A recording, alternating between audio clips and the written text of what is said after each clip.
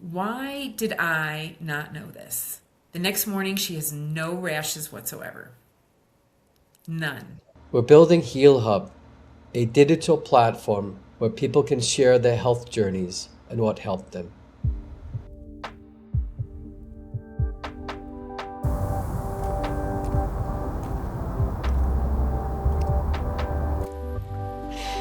So, hey Cheryl, again, thank you so much for being here. I really truly appreciate it. Again, we met when I was looking for answers in terms of my issues and with mold. And so, again, you have an amazing background on this. And now that I'm building Heal Hub and things like that, we're looking for people who have been sick, gone through very difficult things. And so you came to my mind. You came to my mind in terms of like I was thinking about someone who I could, had gone through things in a difficult way, and not only that, but actually found some solutions for you. And then also that you didn't just sort of stop there, but you actually said, I want to do something to help others. So Mhm. thank you for, being here, Cheryl. Well, thanks for having me, Christian. It's always good to see you. Yes, you too, you too. Again, I want to thank you for how you helped me, you know, all your insights in terms of buildings and with mold and things like that. And it's like that's what I see everywhere now. So again, I want to thank you for doing that, you know. I Uh, tell people that. yes. I mean, yeah, exactly. You'll see it everywhere, basically. Um, so tell me a little bit about you, your background. How did you get into architecting? I think we can sort of start where before things, started happening, right? How, in terms of where you grew up, your bio, your background. So I grew up in pretty normal middle class. What's interesting because we're talking about mold in the end, is that in high school. I graduated to having a basement bedroom. I got to have my own Hmm. room, but it was in the basement. Right. And I did have a lot of gut stomach issues growing up, so it was possible that I already had something. Um, Something made me more sensitive than everyone else, you know. Right. But other than that, I didn't. I played sports. I did everything that I wanted to do, and I um, went to college in architecture, and I studied abroad and lived in France for a year, and I lived in China for 6 months Oh, wow. as part of all that. But I did have a lot of vaccines in that situation, especially going to China. So there's all kinds of toxins that I think have come together for me. So it could be That like, yeah, things happened as, Well, I talk about that everybody's bucket overflows at a different time. And I did get very sick in college, so sick that I was paralyzed and I had to be flown to a hospital and stuff. I just woke up like that. Could have been, could have been a lot of things. Was nothing they could put a name on. That I was in the hospital for a couple weeks, and then a little bit I got better. But I think when I think about it, I think there were shots you had to have to go to college. oh, right. So go to China, right? Well, So this how do was you, just regular college. So, oh, just but college. then this was just a freshman year in college. Okay. So, I, when I look back on all that, and that's what's going to be kind of the theme of my story, is that there are all these little things that were like a little drip of this, and a little drip of that, and on its own, it may not be anything too significant. But I'm apparently the person who doesn't. We know now I don't detox well. I'm genetically predisposed to not detox well, and then you end up with little toxins here and toxins there. And I grew up having, our special dinner was when my dad was out of town, was TV dinners in tinfoil, Right. in Right. aluminum. Go ahead. Yes. I So remember those. yeah, so there's probably that, and those were the days where it was exciting to have all this processed food. Yes. So I remember at enjoying least them that's when I what was a I grew kid. up with. Yes, yes. So, but how did you kind of go into architect? What was it that drew you there? Oh, I always drew with. I sat at the kitchen table and drew things. Like I would Hmm. draw my Christmas I'm a Santa list. You know, draw the Chrissy doll with the hair that could pull out and get longer. So it was one of the ones that I think is still around somewhere. But I also drew. We would go camping, and I would draw site plans for campgrounds. And Okay. then I started drawing. My mom would complain about the kitchen, so then I'd start drawing kitchens, like kitchen Oh, floor okay. plans. And so this was at a very young age. And then along the way, when I was in around 10, my parents had a custom home built. Nothing really grand. It was actually a split level that um, wasn't that, it's pretty standard looking if you were to see it now. But it was done by an architect. And so we went to the office of the architect, and he had a cool house. And Okay. so I think that was one of the sparks for me. And then Right. in high school, I didn't know what I was going to do. I ended up thinking it'd be architecture because I could do math really well, and I like the more art side of things. I'm actually like the design side, and truth be told, I don't think anybody thought I would go because I was not prepared. And so I went to the University of Illinois, but I hadn't taken all the right math classes, so it was pretty much a struggle to get there. But prevailed, and Mm-hmm. then that's where senior year I studied in France for a year, and lived in France, and traveled all over Europe, and got to see a lot of things, and then took a year off and lived downtown Chicago after that, and then the next year went to University of Minnesota for a graduate program, where I was also a teaching assistant in history, which is actually Okay. kind of interesting to me. So, but that program is one I went to China with. And I Got it. did get sick in China too. So, Right. and then yeah, I got sick in China really bad. Great experience though. Great experience. But it was before they had Kentucky Fried Chicken and McDonald's, and before people had cars. Everybody had bikes. It was a traffic jam of bikes, Right. and it was So it's like the China kind of, you know what I mean? Like the old oh China? yeah. I mean, they wore Mao suits at the university. I went to Tsinghua University, and like the dances for the school were were formal, dun, dun, dun, dun, dun, Hmm. they were classical dancing, and that's all you could do. Um, Uh-oh.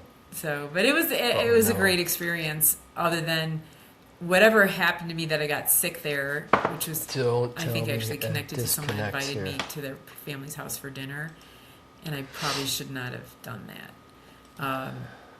But I Don't did, and tell it was me. Do great. not But tell me I got what food did poisoning drop really out. bad, and so I don't know if that like went on to be the rest of my gut problems. But it was a hard one to get over. And then yeah, so I did that, and then I graduated, and I worked for several different companies doing things like um, what did we do? Office buildings and schools, and then I switched. Then I moved to Chicago. That was in Milwaukee. Then I went to start working in Chicago doing retail, shopping malls, and then after that, ended up at Skidmore, Owings and Merrill for 3 years, which does high rises.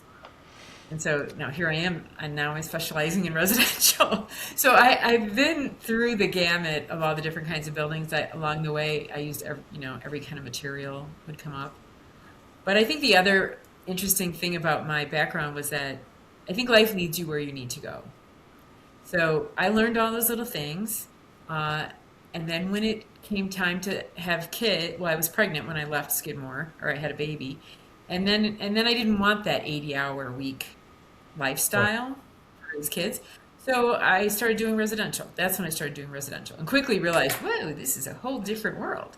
Um, but I did do kitchens and bathrooms and any projects where somebody who knew that additions that I had 4 children Hmm. eventually, and so it was, they had to be flexible for my schedule, and they were, and it was great. I loved my clients. And then in 2008, which was a recession, everything kind of fell away. And all my clients were losing their jobs, and so they weren't doing their kitchens, they weren't doing their additions, Right. and I ended up at a conference of some sort where there was a booth, and it was the wood industry, a representative of the wood industry. And I happened to know a lot about wood because at the time we were building a timber frame house for ourselves, my husband and I. Again, yeah, bad timing. But we were Hmm. planning it. Right. And so I knew a lot about wood because of that, especially heavy timber, and got into conversation. And I ended up getting hired by them to be a consultant, like basically full-time consultant to help uh, train or promote wood to architects and structural engineers and code officials related to commercial buildings. So not residential, commercial. And you Mm-hmm. see a lot of that now. You see the cross-laminated timber, which was part of what I was involved with introducing, and high rises like 6-story, 5-story buildings made out of wood. That's the kind of stuff that we were working on. But I was teaching. I learned how to teach. And Right. I had my sixth grade son teach me how to do a PowerPoint. He said, "Mom, you could do this," and he helped me. And that was the beginning of my teaching. But that was also part of that's a really smart population. So number one, my peers are really smart. They're going to call me on everything. Yes. Structural engineers are smart. Code officials are they're looking at all kinds of things. And so I knew whenever I presented or created presentations, I knew I had to have my T's crossed and my I's dotted, and then I'd get questions. And when I got questions, I would always go back and try to figure out what was the rest of the answer and why wasn't that in my presentation. And so I was always trying to make it better. And I developed a passion for educating well and talking Right. about technical topics in that way it was technical people, but still I was in charge of sustainability, durability, which is super important for all of our homes, Mm-hmm. fire, which Mm-hmm. actually is important, sustainability, durability, fire, and moisture. Moisture. Right. A big one. So, because that's what architects do, and I was the only architect at the time that they had on staff, and everybody else teaching was engineers. And so, yeah, and then I also had this story. So behind me, this was 2008, 4 years before, is when I realized that there was a problem in our own home. Yeah, so how did that start? When did, I imagine maybe it was small things you were like wondering what was going on? How did how did it kind of creep in, or was it more like a Well, event? yeah, you know, again, I would say pivot in life leads you where you need to go. And in my case, I really feel like there was divine intervention for me to get where I needed to go to save my own child. So I raised 4 kids, and one of them was more sensitive than all the others, it Mm-hmm. turned out. Okay. So in 2004, and this one, actually, I already kind of had an inkling. So we lived in the Netherlands for a couple of years, so I kind of bypassed that. But my husband got transferred to the Netherlands, so another trip to living outside the country. So I do have a lot of international experience of living in other places. And Right. during that time, my daughter was 2 to 4, age 2 to 4. She had eczema all over her body virtually the entire 2 years we lived there, like in her back, in the middle of her back. And the doctors are like, "Oh, well, she's probably itching it." I'm like, She couldn't possibly reach the middle of No. her back." And then on the And back, so was it mostly the back, or was it it was kind of all over, but she had it all all over over? her back. And we lived in a renovated house, a renovated row house, and Netherlands is very damp. And so surely they must have had mold, and the renovation didn't really get rid of it, is what I think now. Yeah. But that's kind of where it ended, was just at the eczema. And the interesting thing about that trip was that we came back for a business trip for my husband, and we came with him to California in the summer. She was covered in these sores. I made an appointment with an allergist in San Francisco for the next morning after our flight was going to land the day before. The next morning, we get there, we land. The next morning, she has no rashes whatsoever. None. Wow. Wow. Because it That was super dry. The plane was super dry. And I'm taking her because I have an appointment. I made the appointment. And it was before cell phones where you're taking pictures all the time. So I didn't even have pictures. I'm trying to find even evidence that she was covered in eczema sores 24 hours before. Wow, that's amazing. I have a little story here also because it kind of relates a little bit. I can relate to that because again, I lived as a kid. I was born in Denmark, lived in Denmark till I was 20, and moved to United States. But I came on vacation to California, and I normally would always itch all night. I normally would never have a night rest without waking up and itching.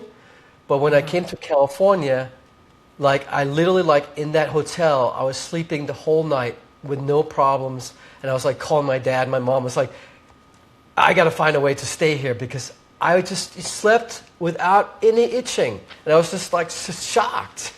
So I That's so believe interesting, yeah, it. because Denmark's kind of like the Netherlands. It's Yeah, there's humidity. North Much more. Sea, Yeah. kind of stuff, and uh, So she healed in like literally like a like couple days, overnight. or like And, overnight. and then we went back, and Nick came back, but we Right, were only back for another 6 months after that. And then we came back, and she was fine. We right. moved back to the United States, to the Chicago area, into an older house actually that we were gonna ended up tearing down along the way. But she's pretty much fine. She might have had a little bit here and there, but it wasn't anything noticeable, and it wasn't anything I was taking her to the doctor for. And then I mentioned I was designing a house for our family, which was heavy timber, and so along that path we ended up moving into another house while we were going to build our house. Hmm. That's where everything happened. So I inspect. It's a 1950s ranch. It had been rented for a long time, but it had good bones, and I inspected it myself, and I didn't see anything. I thought it looked pretty good. An unfinished basement. I could see all that. And so we bought it. We moved in June, and then by October, she had full on asthma and inhalers at home and in school, which was like out of the blue. I mean, just little by little. It wasn't like overnight. Right. It was Yeah. little by little by little. And I remember her playing in the leaves, in the fall, which is Hmm. actually kind of got a lot of fungus in it. And Yeah. she was having reactions. But I didn't put any of it together. And then but what was interesting is the windows would have been open. She would have been outside playing a lot in the summer. Yep. And then when you start closing up the winter and you're going to heat, that heat in the ductwork actually will threaten any mold that's in the ductwork, and they tend to put out more mycotoxins then. So this kind of kicked in October. Mm. Again, I didn't know any of this at the time. But by Right. February, she started having migraine headaches, and she couldn't get out of bed, and she's 10. This is a 10-year-old child who has a migraine headache almost every day, and now is having trouble going to school. Now, mind you, she's not sick only in our house. She's sick everywhere she went. She was sick at school. She's at her friends' houses. She's sick outside. She would have coughing fits at restaurants, wherever we went. So why would I think it was my house? I didn't. Right. Right. Yeah. And then actually, I think it was February 14th, because I think I have a picture with the time, how the cameras used to have the time stamp Yeah. on Yeah. them. I always have to do continuing education for my license every year, and so there was a program on mold in commercial buildings, and I went to it. I Okay. didn't think I was going for my family. I didn't think I was going for anything other than I need the credits. Right. And I ended up at that presentation in 2000, now it was 2005. Had light bulb moment after light bulb moment, listening to the presenter talk about mold in commercial buildings. That you could, in fact, be sick everywhere you go. That you could be, one person in the family could be sick and everyone else could be fine. Okay. Um, and the other thing I learned was that you could have mold in your ductwork. I had metal ductwork. Why would I have mold in my ductwork? Mold doesn't Right. grow in metal. Yes. And then they said it could grow in the dirt and dust in your ductwork. And I almost froze at the presentation. I came home and immediately, I think my husband was even out of town. I got unscrewed the cover over the vent, opened it up, and that picture I have of how horrific this 1950s house that probably never had ducts cleaned ever and probably had carpeting for years, might have had pets for years, was so gross. Just what you could see was so gross. Right. And so that's really where the journey then began, where I could connect something environmental to the health of one of my children. And I'm thinking, I'm an architect, I think probably 15 years by then. Why did I not know this? I graduated at the top of my class. I'm really type A, tried to do a good job, learn everything, and I want to build well. And I know my peers do too. And why did I not know? Why do we not know as architects that there are things in our building that could be so dangerous that it could cause a child who's 10 to need CAT scans and then have, I mean, people die, children die of asthma. Right. And Yeah. I think about that and I think about how many, so she recovered, but there was a journey in there. The next step was for me to hire someone to clean it, and I called references. I'm very diligent. I even remember asking one lady, like, did she feel any better after the ducts were cleaned? Certified company and everything. No, she didn't really, but she thought they did a great job. So I hired them. Yep. And they came in, and I had 4 kids by this time, and so my mom radar was very honed. And these 2 young guys are walking around, talking, keeping me talking. I'm trying to watch what they're doing to kind of learn and see what they're doing, but they're keeping me talking, and they're going really fast. And so my mom radar was going off. Yep. You know, they're lying, they're lying. Somebody's Right. not telling the truth here. Right. And sure enough, I ended up asking them when they were almost done I was like, this is so great. And they had cameras too, by the way. But they only used them once, and I don't know what that was about. So I asked them if I could, they closing up a vent. I thought they did my office really quick. I said, can you just open up that vent one time? I just want to put my arm down there and feel how nice and clean it is. Just feel around. And I did. And I pulled out a wad of yucky, yucky stuff. And they were done. And they were Wow. getting ready to leave. And then they looked like the cat who ate the canary, you know, or the dog who just ate all your cheese that you brought in your laundry bag, in your bag from the grocery. You know, guilt. And I just told them to leave. I said, it was clear that I had been scammed. Yep. Yep. They were doing it fast. They didn't know what they were doing, and they knew they didn't do a good job. And then they pulled everything out really fast, which beware. People are worried about that your house could get really dirty from doing duct cleaning.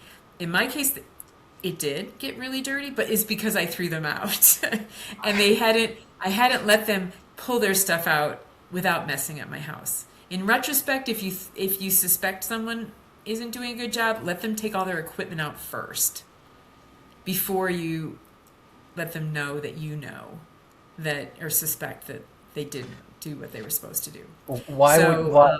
Like yeah, why? I have a presentation. I talk about it with pictures of Okay. my kids wearing paper masks that are ridiculous and not the right thing to use. My husband's out of town. I have 4 kids at this time, and the house is full of this dust that I now know, because we did have it tested, had Aspergillus penicillium in it. And people are like, oh, it's only like 14%. And I'm thinking, this could kill a child. I have children. And that's the only 14% in the spot I tested. Right. So, yeah. So then the story So, continues. right. Yes. I mean, so that's a So then huge. I basically had to learn how to duct clean myself so that, not that I'm going to buy the equipment, but so that I could hire someone. And I already know what they have supposedly learned how to do. So you learned it yourself also in that Well, it like ended up being that I went back to the professionals that I knew, like had done the course that I went to and started backtracking because I do have connections, which is yeah, fortunate for me in what I do. yeah, So I went back to my connections, like who do you know? Who do you know? I can't just hire somebody that I'm going to pick online. And I found somebody who ended up being the guy who could basically saved the day and did duct cleaning for us for several years going forward. But he opened ducts like in the basement, so it was clear to see what little they had done. right. Because Wow. you can look in there. I mean, one of them he took the end off, and all this garbage was like a snowdrift up against the back of the panel he took off, Oh and my God. gross. I mean, we're talking it is organic matter. Yeah.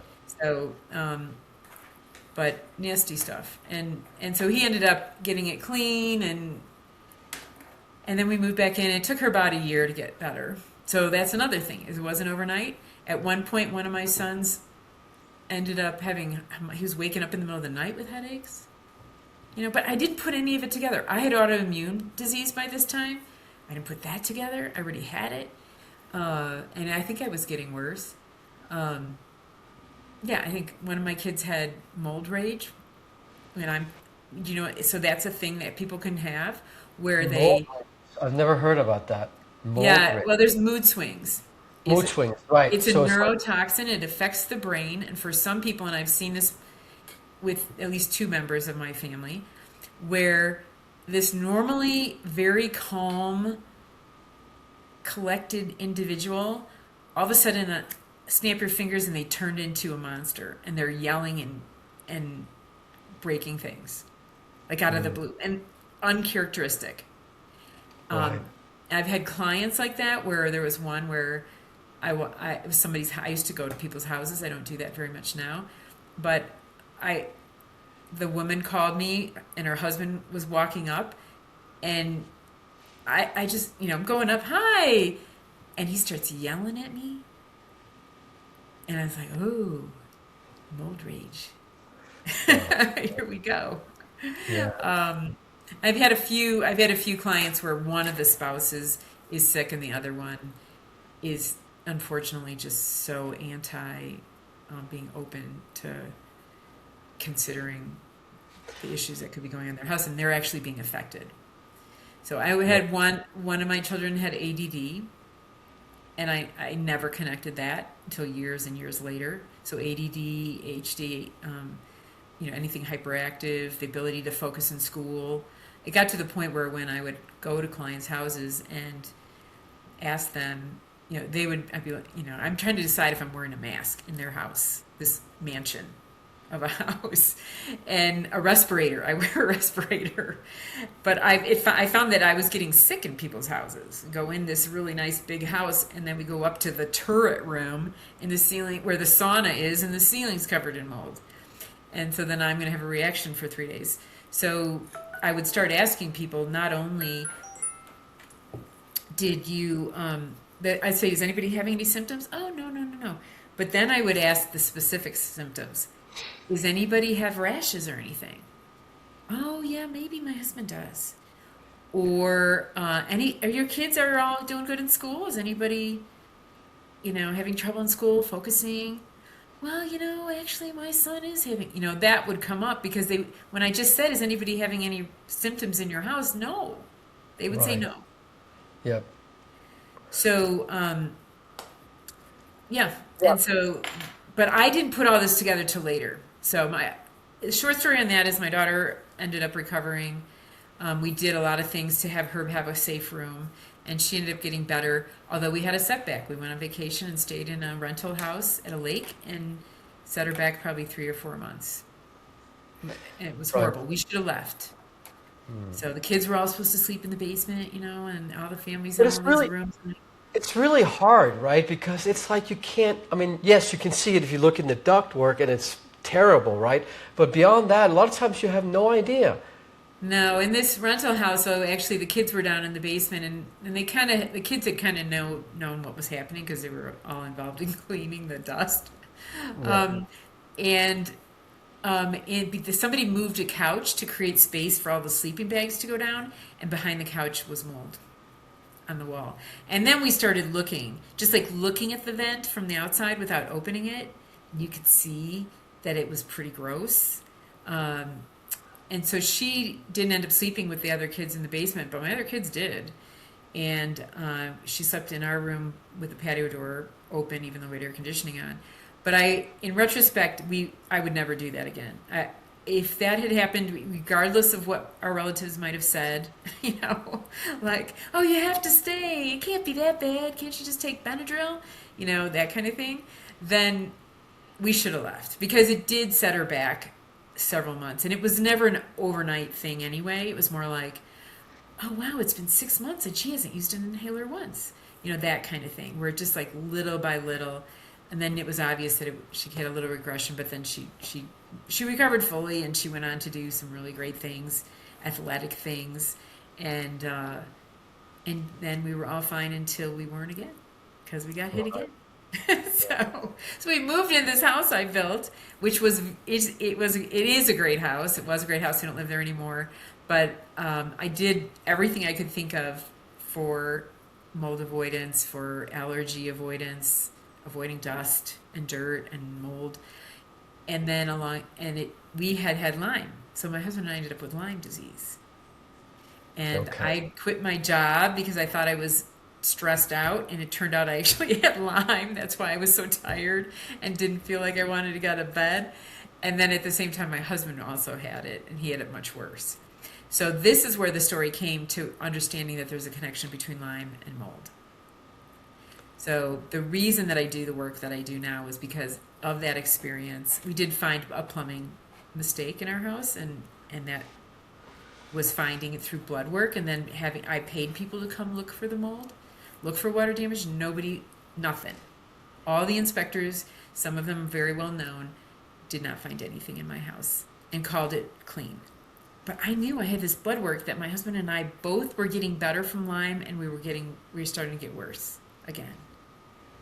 And so I was like, there's got to be something here. So that became my mission to figure it out, and I did.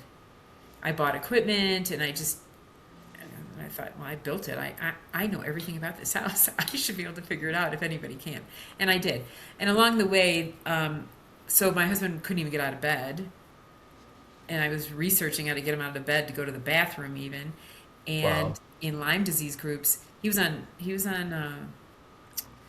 short-term disability. He's recovered pretty much completely now, but Okay. Thank he was God. on short-term disability and couldn't work. And all these people in the mold groups or in the Lyme groups were talking about mold. And I said, Okay. I'm here for Lyme, but I know the answer to that question. And so I would help people. I didn't know the answer to that question. And then sometimes they'd be like, who told you that? Because Right. something it was really not correct. And they'd be, oh, my doctor told me that. Okay, don't ask your doctor about your building. And so people started tagging me. And then they started asking me questions and looking for me, and I created a Wix website that was pretty bad and got kicked out of Facebook groups because it looked like I was selling something, and I just made blog posts to answer people's questions. Yeah. And but it's all worked. It's all fine. But that's where I started helping people, and little by little, there would be people.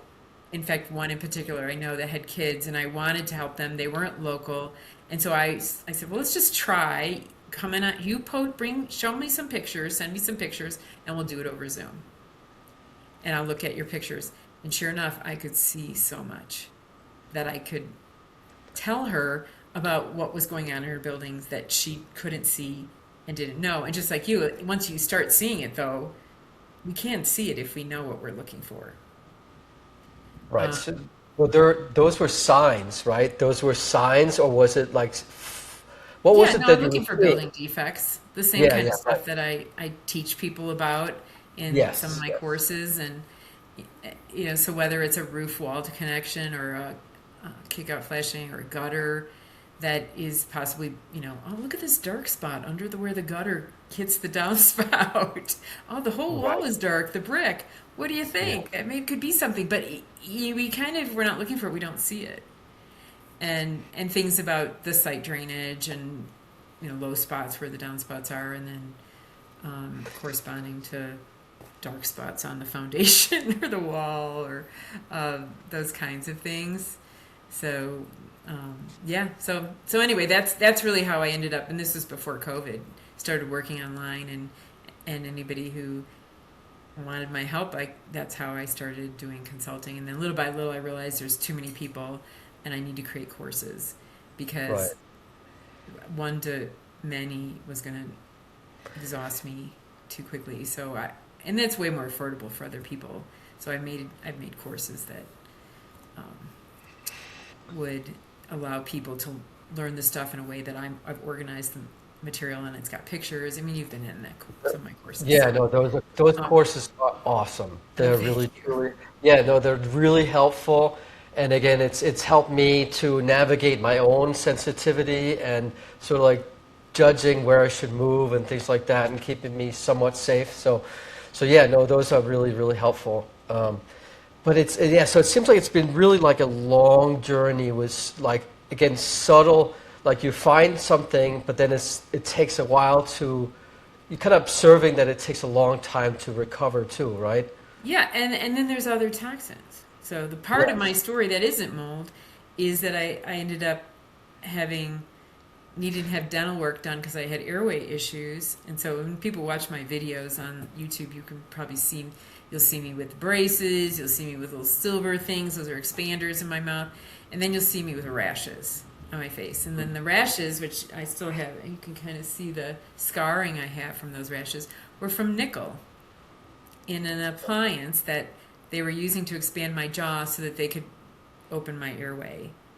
And I mean, it needed to be done, but I went for a year and a half without realizing I was having a nickel reaction, and then they added more braces onto my mouth, and then everywhere where I have a scar turned into a raging rash. And so that is another toxin that people don't connect. That, and then you find out that the mold's connected to the metals, whether it's aluminum, whether it's mercury from your dental, that all these things are kind of conspiring together. Yeah, so it's like it's all these It's gonna symptoms, like yeah, so there's all this overlapping things, and you have symptoms overlapping, but it's like, how do we, you know what I mean? Like, how do we get better at observing things? Just like how you're looking at a building, right? You're looking at a building, and now, you can look at a building and instantly kind of figure out what's going on, if it's safe, if it's yeah. not. And you taught me that, so now I'm the same thing, right? But it's almost like with the body, right? It's almost like we have to, in some way, start observing or listening in a better way. I don't Well, know. that's yeah. So I had a little rash right here for a year and a half, and nobody could figure out what it was. And what was happening was that I had this expander that you couldn't see in my mouth because it was in the roof of my mouth. It was kind of anchored in there, and I was swallowing nickel, and that was the reaction was here, and it didn't Oh, so happen it went for. here. It was kind of showing up right here, and it didn't start for like 2 or 3 months after they put that in. So there was no way for me to connect. Why do I have this little rash all the time here? Right, so there's a delay, right? Yeah. Because it's like little by little by little. It's like drips, Yeah, you that's know. what I mean. The bucket's overflowing, overflowing. I'm swallowing nickel. And when people have amalgam fillings, when you bite, there's mercury in there. There could be, um, I had different metals next to each other. Everything, I had to have everything removed.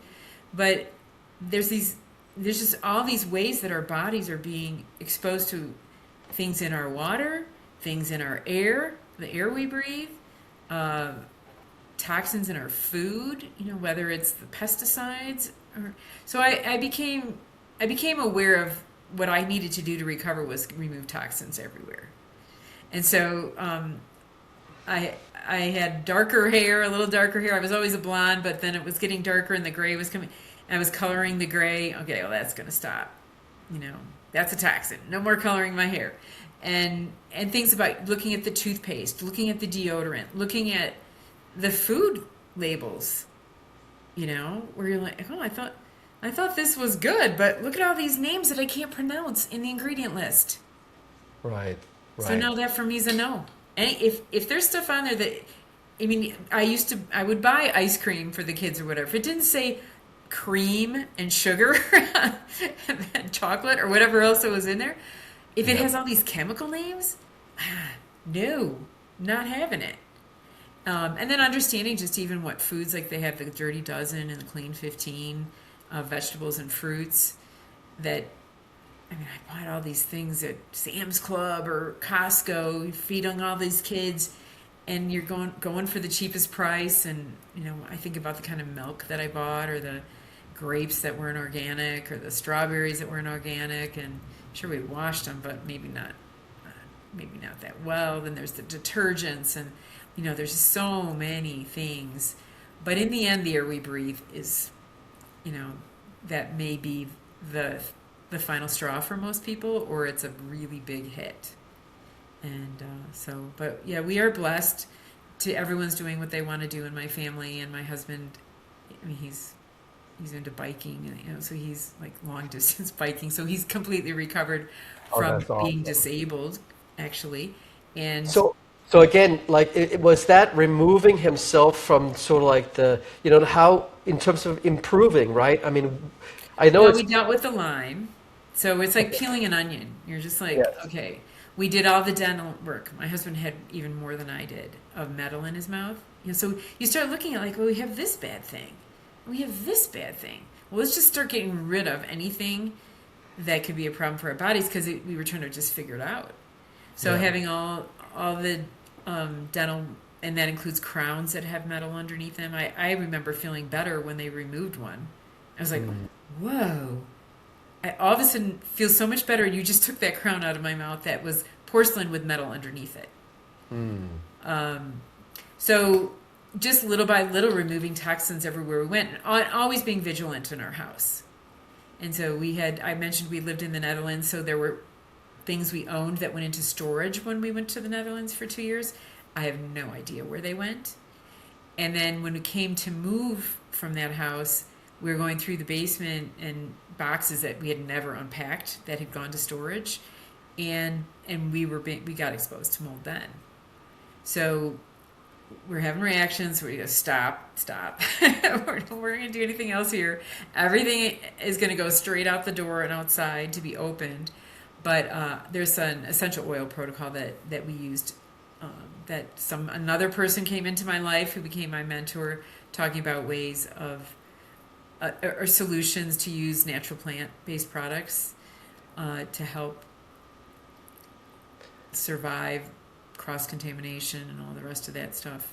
So we would do, stop working, do some cleaning, and use these products, and then we could come back at it and see how, and we'd be better. But we did have to pay attention. We did find mold on some things that had gone into storage. Right. Right. Years before, and then got moved to one house, got moved to another house, and we just never noticed it. And the thing is, like the mold is so small, right? So you can't. This is a mold we can see. Right. Yeah. So all You those can have mold spores. and not see it. Right. I mean, I think that's why, like, I'll talk to people, right? I'll talk to maintenance and things like that, and I'll say, I'll try to explain to them, hey, and I'm very sensitive, and can you please check this and this and this. And when you say mold, they all go, oh, yeah, I know mold. But it's like, it's not like, it's sort of like it's, what I mean? It's not a big deal kind of thing, Yeah. No, actually, it was just a hotel recently that had an indoor pool. Like this particular one was a Marriott, but they have these little pools, and it had vinyl wallpapering on it was an inside wall, corridor wall. But the vinyl wallpapering was all peeling off. And of course, when I go and I look, why is this peeling off? And there was mold behind it. And it was a great example. And then I ended up telling the maintenance guy about it because I felt like I can see what's going on. There is a pool with a lot of humidity in it right here with a hot tub. And there's a vapor drive that's trying to dry into the hallway.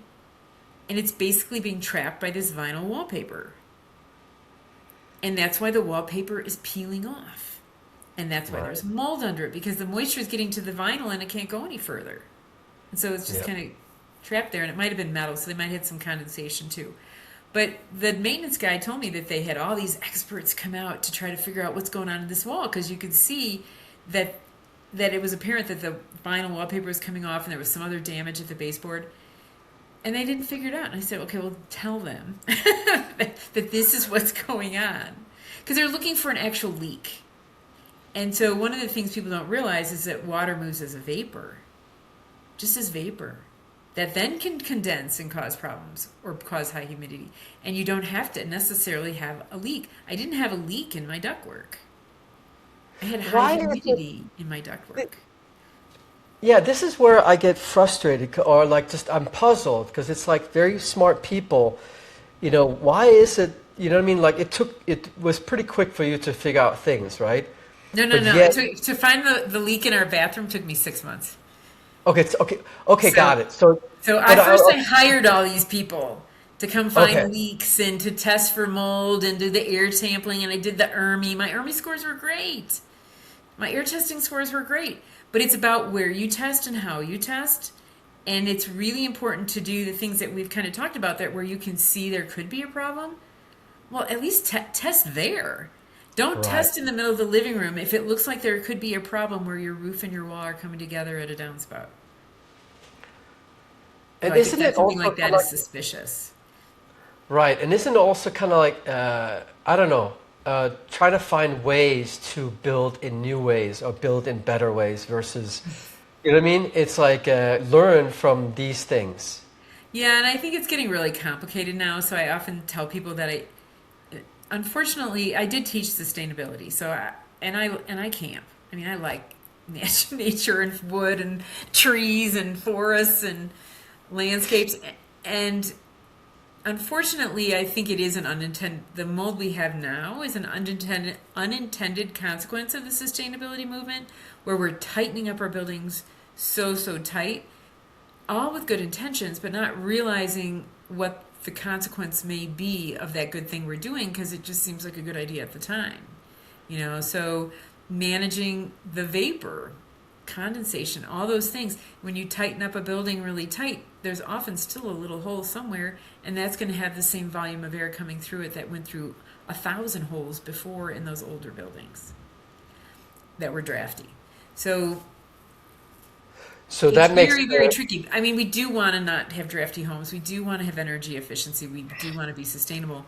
But even now, I mean, I would say the ERV thing is becoming. I have a client right now that ERVs, bringing in fresh air, that's what we want to do, right? When we want to have fresh air come in so that we don't breathe the stagnant air in our homes that could be sick. Call it sick building syndrome. It's because the air is so toxic inside. And and what's happening though in humid climates in particular is we put in these ERVs and it's like having a window open a little bit. And yes, they do moderate the humidity lightly. So when okay. and this client was telling me that it's rain whenever it rains, they just moved in. Whenever it rains, then their whole house humidity, because she's monitoring it, because they've been exposed before. Right. And that's what I recommend people do anywhere they live. I have them all over. I got one right here on my desk. These little monitors are like $12, $10. Right. It's 29% relative humidity in my office right now. So, but you want to pay attention to that all the time so that you can notice if something changes. So if we had a leak in our bathroom, and the way I knew it when I actually push came to shove and I started using my own brain to figure it out, was that it became winter and one of the doors was sticking. A wood door was sticking to the bathroom. In the winter, you're running heat, so everything kind of shrinks. So your wood floors might have gaps, your doors might have more gaps. It doesn't swell. And so right away, I thought, that's weird. Why is that door sticking on the bathroom? So I accused my kids of not using the exhaust fan, but we stopped using the bathroom. And the kids, of course, were like, "We do, Mom, we do." And then I went and I took one of these into the bathroom and left it in there. And it was basically around this 29, 30 in the rest of our house, and the bathroom was 70. 70. But there was 70. nothing Wow. to feel for me. There was no smell. I didn't walk in there and go, "Oh, whoa, it's very moist in here now," or "It's more humid in here." I couldn't physically tell the difference between 30 and 70. But what that told me was that there's a reason this bathroom is 70 and there's got to be water somewhere. And in our case, there was a plumbing leak that went into insulation. And the insulation became a giant wet blanket that just was now trying to dry into the bathroom. And that was my clue. Because, Wow. yeah, but it's being a detective and looking for signs, looking for the smoking gun. If you have the dead body, which is somebody might have health issues, then you need to just be analytically thinking, put your x-ray eyes on as much as you can, but be thinking, what is not normal here? Like, that piece of drywall is a little bubbly. I wonder why that's the only piece like that.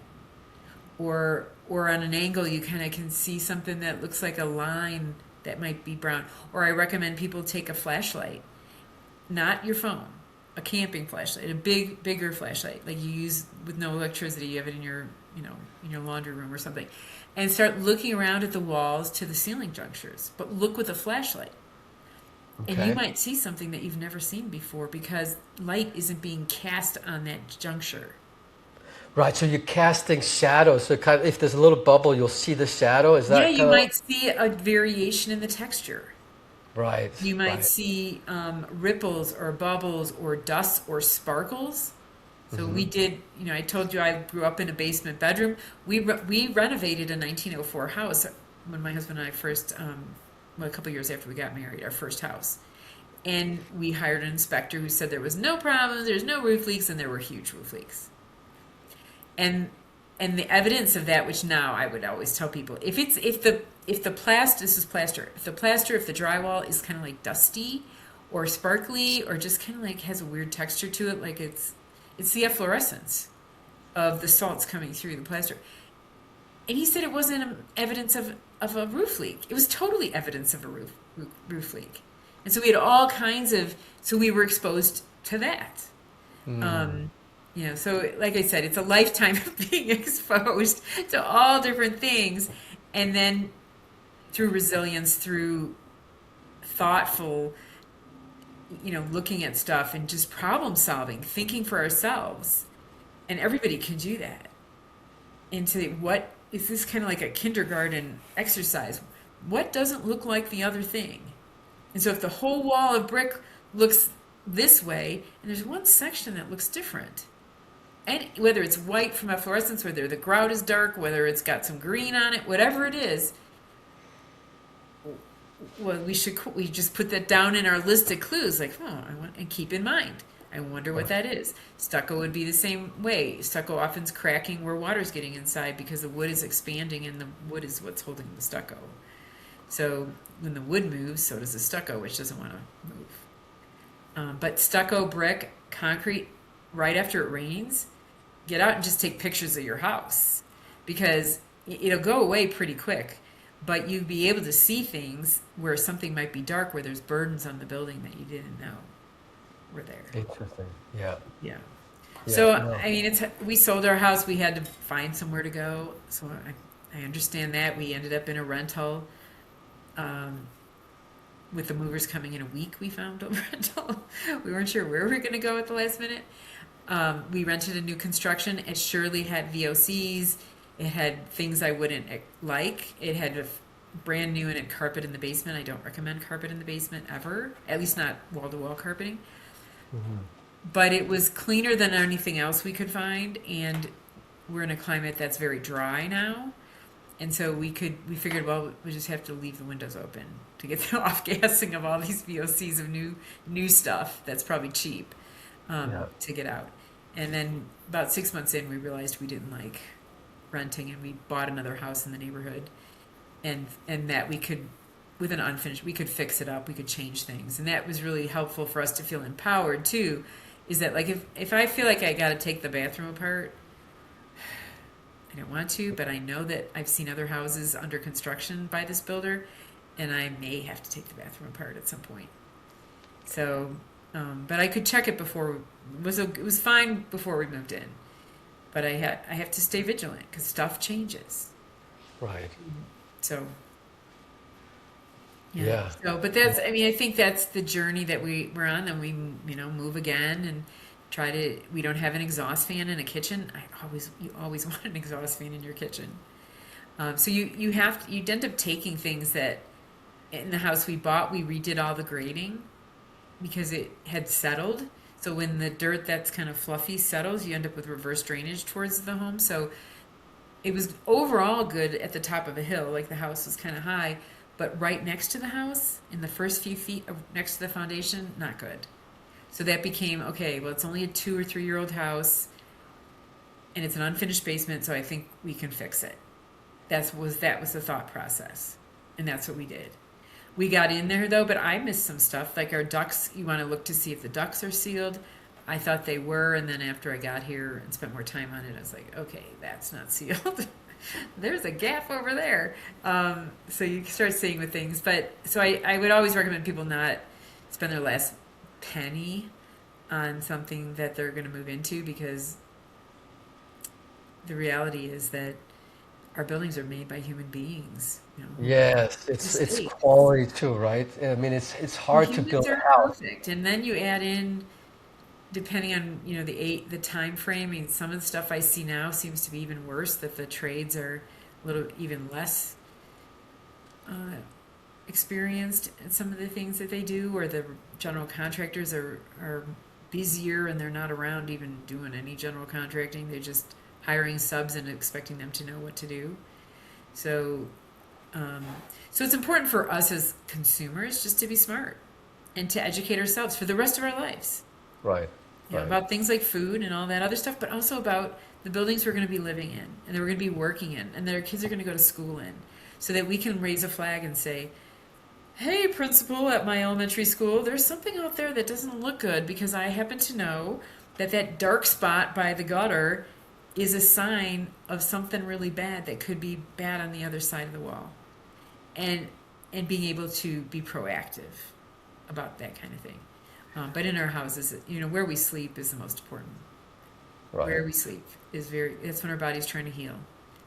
So lots of us can get by little exposures if we're sleeping somewhere that is as safe as it can be. And then we have EMFs to throw in.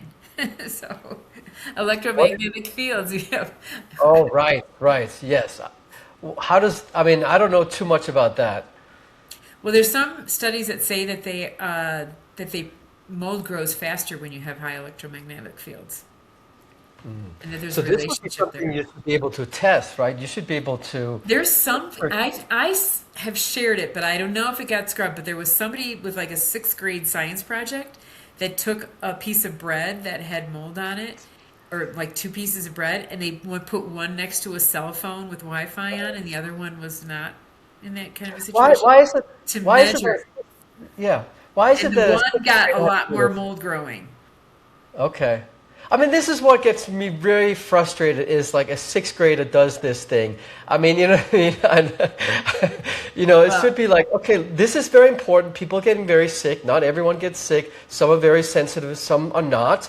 But it's like this is definitely something that we need to look at. You're looking at it, but many more people should, and there should be some research going, like let's figure this out, yeah. Well, unfortunately, I think the research is largely funded by companies that want to make something. You know, whether it's a pharma Right. product or So it's a and they research can, and based if on what there's a they want to make. problem, then then you can make money off the products to fix the problem rather than instead of taking down 5G cell towers, well, we'll just people are selling shielding products and this and that. Not that they're connected, but I mean, I can't even pretend to kind of know that what's going on in the bigger world, but it almost would seem that there's some incentive to have people be sick. And maybe there is. Yeah, I don't know. I go, like I don't know. It's like it does feel odd that you know why more people aren't trying to help each other. You know what I mean? Like Yeah. Well, if I was even, a scientist, I would definitely do the research on those things. but you You got to know, get paid. And so the yeah, money's coming yeah, from big I companies know. Yes, yes. who, I remember when my autoimmune disease, I think I got, something got better because I was taking vitamin D. And I mentioned it to my doctor at this big teaching hospital in Chicago. And she said, then she got herself, she said, oh yeah, they were doing a study on that, on vitamin D, and it was going really well. And then she realized they cut the study They cut the because study. it was showing vitamin D worked, and vitamin D is cheap. Yes, And yes. then they don't have a drug to make. So, but she kind of slipped that that's what had happened. And it's the money makes the world go around. And so I think that's another reason why we just have to think for ourselves. Yes, We have to be yes. very vigilant and question, like, well, what could go wrong? And I am very cautious about anybody that I'm going to trust, especially after I tested my whole dang house and, spent thousands of dollars. ERMI testing, I think my ERMI test is 1.4. People would love that. But I didn't test the room that had the mold and that's part of it. But I think that we always have to be, I mean, even to now, I have still some things that I'm working on health wise. And doctors will say, well, do you have mold in your house? And I'm like, I don't think so. I'm pretty sure I don't. But honestly, anything's possible at any time. You Well, have but birds that are having nests in your attic, all kinds of. I mean, but it's not perfect, right? We all The we world go we're isn't gonna have ever going to issues. be perfect. No, right, and especially if you're very sensitive, right? It's sort of like, but as long as it's not, like takes over your life, where you can't work, where you can't, you know what I mean? Like all these Yeah. things, because it can truly, I mean, suffering, all those things. I mean, I think that's what we're trying to move towards, right? Right. Well, my So, experience has been that if you're being actively exposed, then you become hypersensitive, and you're kind of mhm. sensitive everywhere you go, and you feel really like this is the terrible world. And Yeah, it's I mean, really I'm hard to deal super with. sensitive. That did happen to us. It did happen. So my daughter who was 10 when she got sick, ended up going to college. We had to move her 4 times, and um, through those different living situations, and colleges are awful anyway. So, but just being aware that when your immune system, when you're in a stressful situation, so a freshman going to college, that's stressful. And then now you have some exposures and that makes it worse, and then some everything kind of is piling on. You're not eating good food possibly. um, that can be a trigger for other things, and so just being aware of Right, like what's going on in our lives. I mean, I know that I've kind of had a little bit of a recurrence of some health issues and related to some family members passing away that were it was very difficult and sad and it's stressful, and they were being exposed to mold maybe, and um, yeah, so but to be aware of that, at least then we know to say, okay, I gotta look for something else. I gotta eat super healthy. I have to really get outside and move around, get my lymph moving as much as I can, even though I feel like I want to lay in bed, and keep putting one foot in front of the other, and know that I always tell people that to know that you one have to have it in your mind you're gonna get better. I mean, I can see there were about 4 years there where I didn't know how long this was going to take. I certainly didn't know how long it was going to take. And it doesn't matter. I think we don't have to know how we're going to get there. We just have to know and believe in our heart that somewhere there will be an end to this and it will be better, and to keep looking for whether it's the angels that come in our life, whether it's the twists and turns, the video that pops up, the person we meet that knows something we didn't know, or that leads us in a direction that may turn out to be higher up on the tree of health. Sometimes we have to come back down the branch and go up a different one, but we right. keep moving in a direction that hopefully that is better. But I mean, negative thoughts are really toxic too, and I always found that, and it might be easier for me because I understand buildings. But I try to help other people understand buildings for that reason, so that you can feel like you're empowered, that the building doesn't have to win, and that it can be figured out. It got built by humans. It can be taken apart by humans and fixed. So, Exactly. Yeah. I mean, um, we can figure these things out. We just need to know that first what the problems are, right? Uh, Question in terms of like, because I'm thinking like, let's say you, for example, okay, now I'm in this situation where I'm like, I have certain symptoms and I'm probably having some issues because of where I'm staying, right? What is the solution? Is it to go somewhere briefly? You know what I mean? Like, what are the well, that steps? can be a solution sometimes, is to go somewhere. I mean, we go camping a lot, so I'm pretty confident it's not our house just because we go camping, and I Hmm. sometimes don't feel better camping, or I don't feel I don't feel like I feel different from camping to coming back here. But I definitely know the places that there's definitely places that I've stayed that I didn't necessarily see something, but I knew, and my husband too, that we had a reaction. Like we stayed somewhere for a week, and just, my husband couldn't sleep. Usually he sleeps like a rock. My Hmm. digestive system, like every day, was getting like more shut down and more shut down and more shut down, and bloating and all this stuff as the week went on. And then we leave, and then all of a sudden he's sleeping fine. My stomach's starting to work better. And so what was there? I don't know. I don't know. I didn't see. It was this one I'm thinking of is a high rise. So I I don't know, but that we never stayed there again. Um, Right. so, but we've been we went to Amsterdam, and we rented a Airbnb that was 5 star, and I got a lot of good mold pictures for my website from the Airbnb.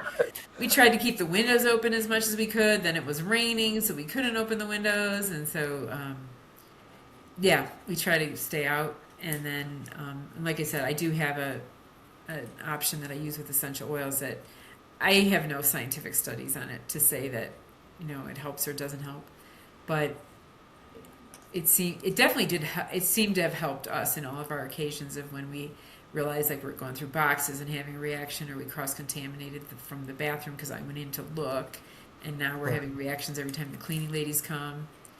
So, or every time we clean. So every time you move papers, I'm going to move this book and I'm going to put this away. I'm going to move this box. A walk across a carpet. It's kind of like Linus in the Peanuts, where there's this little cloud of dust that comes off of what we're moving. Yeah. And so, like, we clean before the cleaning ladies come because you got to put stuff away. And we were getting reactions from that in our house. So we knew we had cross contaminated our house, or we suspected because it happened once, and all three people living there all had sinus congestion, flu-like symptoms. Then that lasted 3 days, and then 2 weeks later, the cleaning ladies come again, and it happened again. So it's like, ugh, we gotta do more cleaning here, and we were able to resolve that. And if anybody wants to know how I did that, then they can reach out to me. But basically, it's people who have come into my life, one way or another, or I talk about like the grace of God that I watched. I went to this program, the grace of God that a video pops up on my computer, and then I reach out and say, "Hey, you're an engineer and I'm an architect, and you had this solution. Can you talk to me about it?" Right. And then that led to some things that have been helpful. But in the end, it's about cleaning. It's really Right. about cleaning, and in some, I mean, there are times when maybe you can't, you paid for something you can't. So I stayed in an Airbnb that we went for a wedding, and I thought it looked pretty good. Another 5-star reviews. And it was clear that it wasn't okay once we got there. And I literally slept outside. This is in North Carolina in the Mm. summer. I slept outside on the patio cushions with a Wow. sheet.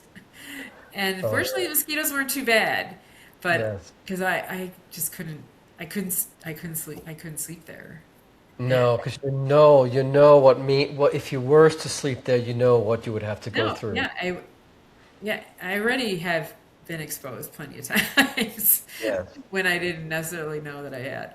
So, uh, yeah, but this one I knew, and I was like, okay, everybody went to bed. No, but I don't know if the people that we were our kids and everything knew that I was sleeping out there. My husband did, but um, yeah, but I was like, okay, you do what you have to do, Right. and that's where camping sometimes for people like in a tent in the backyard can be a solution. It can be a fun thing for the whole family, family event. Just be careful because there should be a ground cloth under your tent to protect the tent from the moisture in the ground. And then know that the longer it's out there, the underside of the ground cloth is going to trap moisture and become moldy. So, So um, maybe, but yeah, but maybe actually finding some place that for a period of time that could be sort of like yeah, I mean, they have help you. these yurts. Like, we just Uh-huh. were in Moab, that's the desert. And they Hmm. have these yurts that are I know because I saw them under construction a few years ago. They're under 5 years old for sure. Some may be less. Okay, so maybe try something like that, where it's Right. a newer thing, it's up off the ground, it's in a really dry climate. They are air conditioned and heated, and I think they have a microwave. I don't know if it might have water inside. But that could be a solution to go away for a week. Or sometimes people they're going on vacation and they come back and they realize that their sinuses cleared up when they were out of town, and then Right. COVID Right. was a big problem because everybody was working at home, Yeah. and people didn't realize that their house was making them sick until they had to work at home. So there were a lot of people that kind of came to that realization just from being at home all the time when they were always going away for work. It Right. was just enough to be too much. Yeah. But I want to leave people with hope for sure, and that for me, it certainly is. And people are like, "God, do you have Sears? Do you have this?" I do have autoimmune diseases. I have been exposed to mold. I don't like to put names to the things that I have because it gives those things strength and energy. I feel like, I just want to say I'm working on getting healthy as I can be. And Yes. that's what I am, and I Right. don't want to cling to that I have some named disease. And so that's the way I work. That's the way I And you come far, right? I mean, you kind have of come went far. through So I've all been of that. paralyzed twice, actually, and that's not related. Oh, I was wow. 4 years. I think it was literally 4 years when my autoimmune was in the worst, from 2004 to 2009, that I was on so many drugs. I was on Imuron, Topamax, all these drugs that are like immune suppressant, Mm-hmm. and that I think also gave me digestive problems. Where I just realized I'm going to die of these drugs that they're giving me, and and I feel blessed that I came to that realization, that I looked at the ingredients, and I looked at the pamphlet that said continued usage will damage your liver. Yeah. And so I went back and said, "What are we doing here?" Yeah, no, Yeah. I was very sick. I was on a lot of medications. I remember my kids coming home from school saying that they prayed for me. We went to a Catholic school, and they prayed for me in their classroom. Yeah, it was. There were years of pretty Right. rough times for me, for sure, many times. But what doesn't take you down makes you stronger. And so Yes. I'm living proof that you can come back. My husband, like I said, was on disability for at least 4 months.